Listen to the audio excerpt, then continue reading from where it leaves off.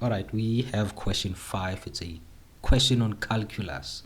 We're going to be doing some differentiation.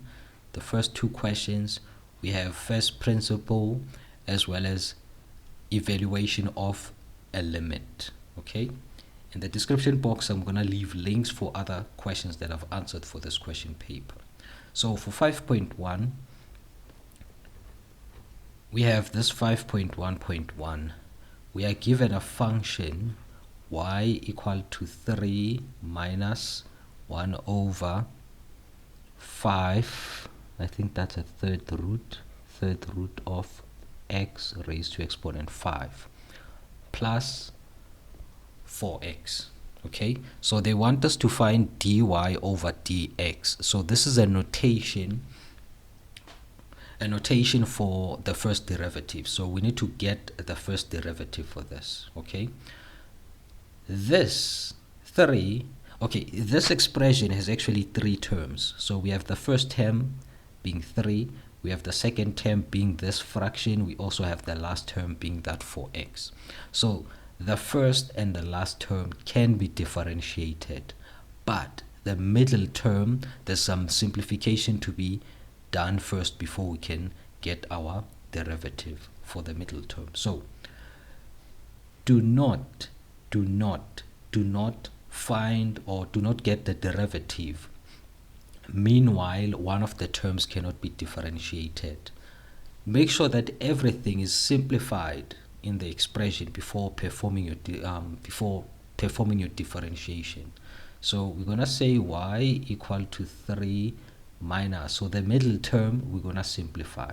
Okay, so we're gonna have a 1 over 5x raised to exponent 5 over 3 plus 4x. I'm solving for the square root, for the root, because we cannot differentiate a root. So this is now simplified. We have y that is equal to 3 minus 1 over 5. So the x cannot be differentiated while it's on the denominator. So what do? We simplify it and we end up with a x raised to exponent minus 5 over 3.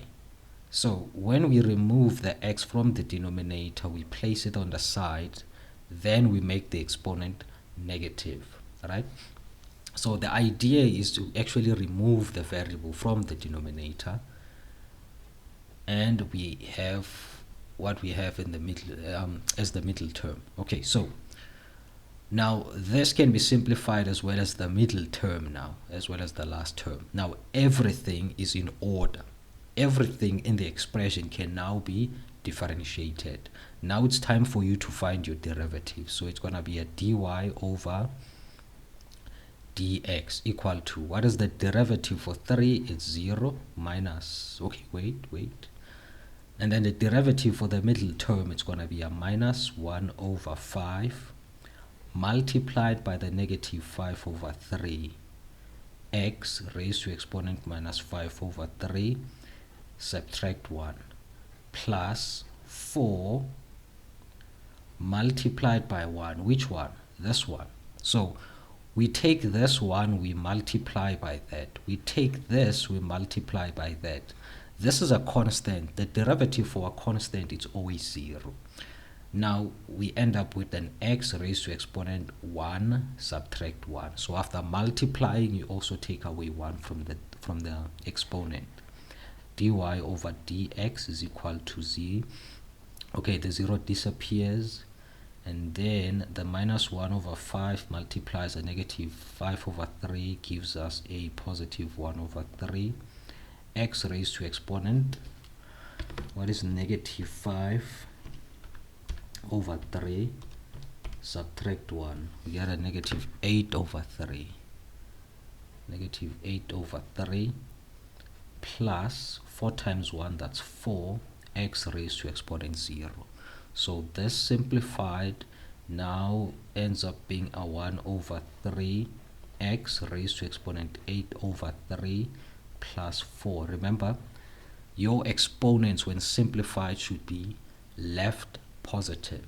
Okay, I know that in level 4 that is compulsory, but since the instructions doesn't mention that you should leave your exponents with positive exponents, leave your answers with positive exponents. So you can either leave your answer like this, or but you know what, just for this discussion I'm gonna simplify it to positive exponents and leave it in sad form when necessary. So this, when written in sad form, it's going to be a third root of x raised to exponent 8 plus 4. So this is our final answer for the first derivative.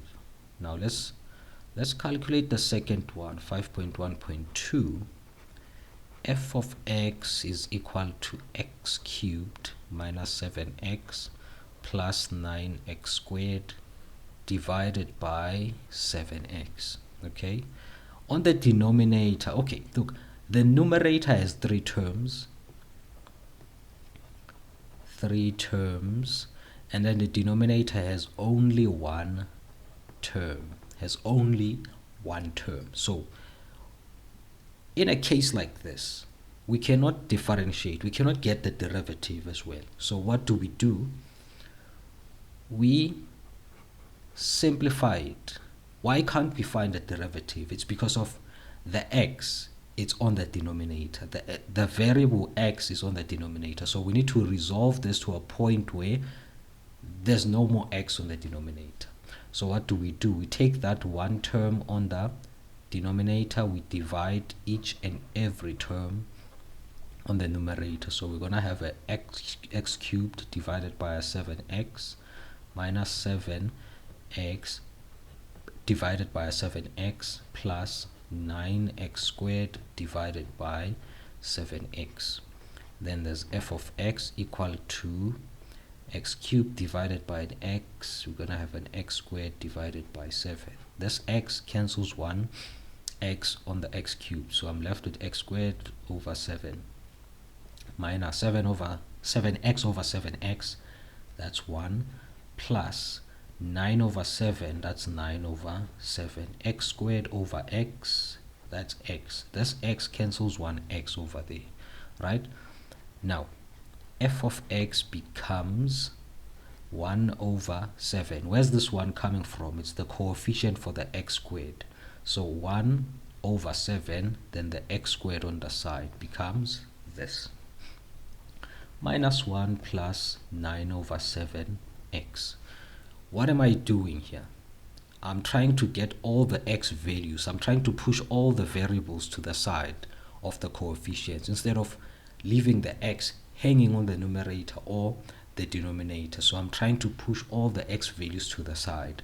So that's what we have in this state. Now we can get our derivative.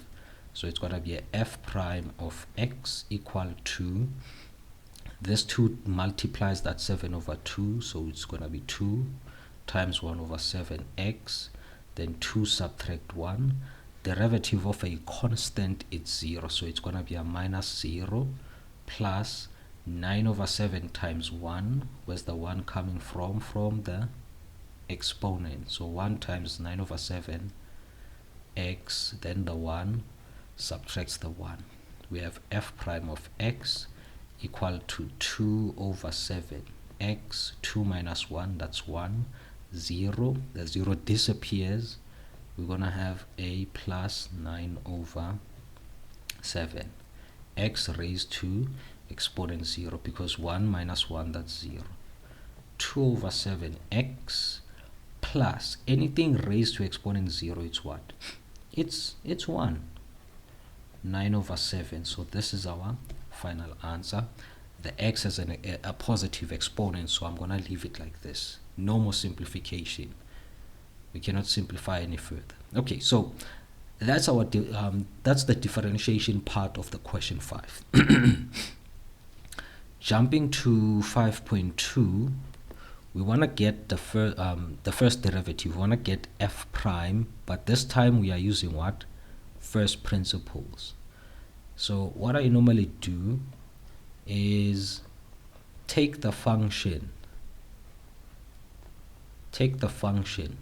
use the differentiation principles to actually get the derivative, the f prime of x. So what is the derivative for this? It's 2 times 1, that's 2. X, 2 minus 1, that's 1. Okay? And then this is a constant, it's going to be 0. So when you get the derivative for this expression using the first principles, this is the answer you should have once you are done. Okay? So we're going to say f of x, we are given, that is x squared minus 4. Then I'm also going to calculate f of x plus h, right? Where there's x, I'm going to substitute the x plus h. So this is going to be equal to x plus h squared minus 4 equal to x squared plus 2xh plus h squared minus 4.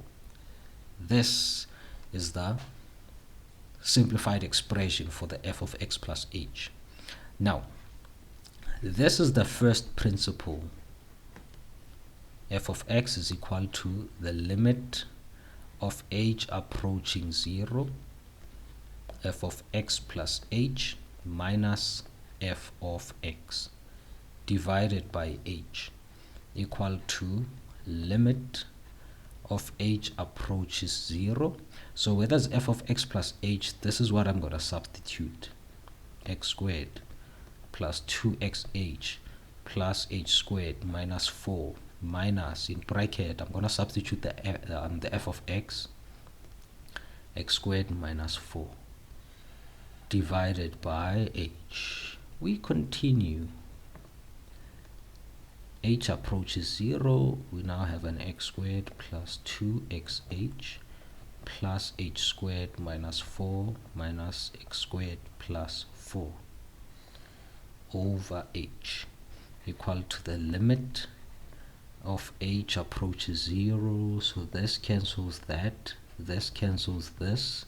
I'm now left with a 2xh plus h squared over h is equal to the limit of h approaches 0.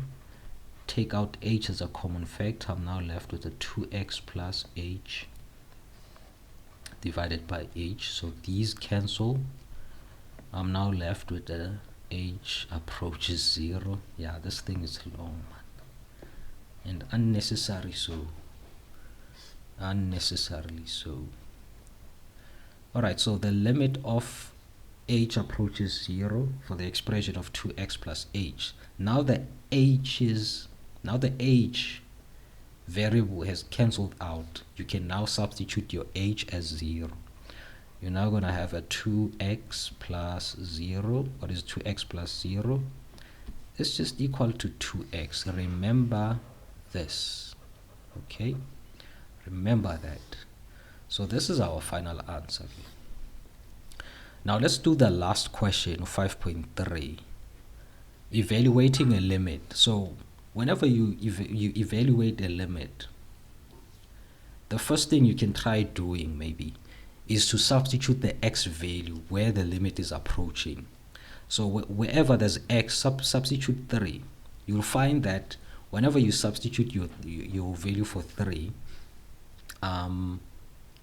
this expression, the fraction is going to be undefined, right? So it's a signal that you should be doing what? You have to factorize, you have to simplify, okay?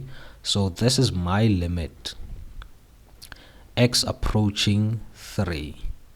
I have x squared minus 7x plus 12 over 2x squared minus 4x minus 6 equal to, so the numerator can be factorized. We have a trinomial. 3 open bracket x, and then this is 4.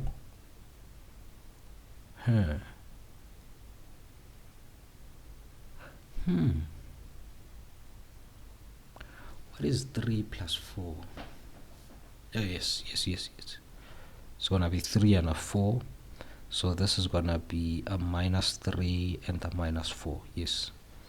And then on the denominator, there's a 2 which is a common factor. I'm left with a 2x and a minus 3 here.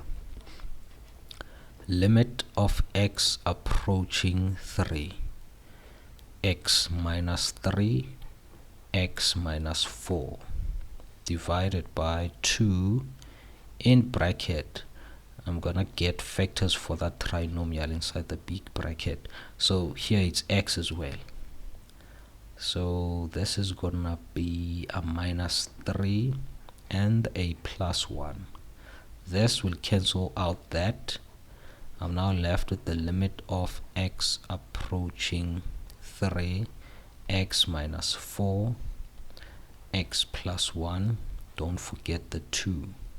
Alright, so after factorizing and cancelling out whatever factors were there, the next step would be to substitute a 3 wherever there's x. So 3 minus 4, open bracket, divided by 2, 3 plus 1 is equal to negative 1 over 2, in bracket it's 4, equal to negative 1 over 8. So this is my final answer for the 5.3.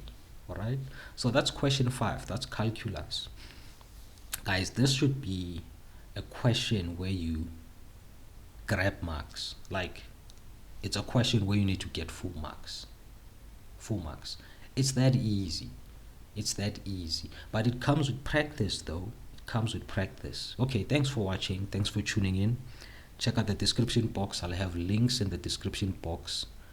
So yeah, I'll catch you in the next one. Bye bye.